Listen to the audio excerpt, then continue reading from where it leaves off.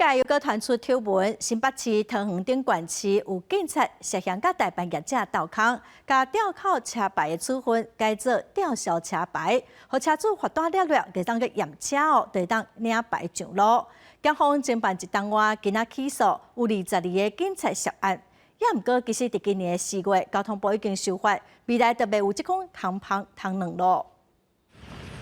伫半面以上地检署，自去年开始，新北桃园新竹等地有几位警察连续被讯问，因为有大办业者受到租赁公司等车主的委托，几多台车违规被吊扣，希望会当赶紧恢复使用，就涉嫌交给警方开不实的罚单，互吊扣变做吊销了，就让领牌重新搁开。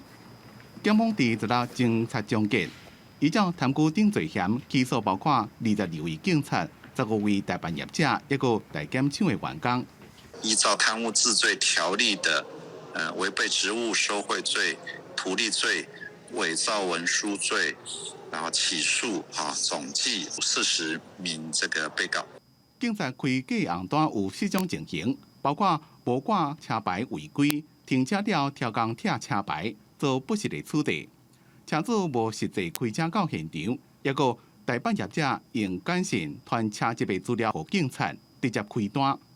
道理的总金也到4.7亿。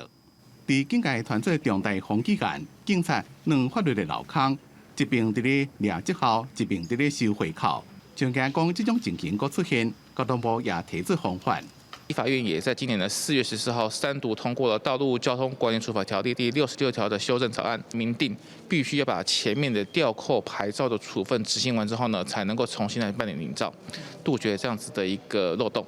交通部表示，《道路交通管理处罚条例》相关修法，伫今年4月立法院3读通过，并定牌照若是被吊扣了，若是搁被吊销，也是要甲原处分执行煞了，才让重新领牌。记者综合报道。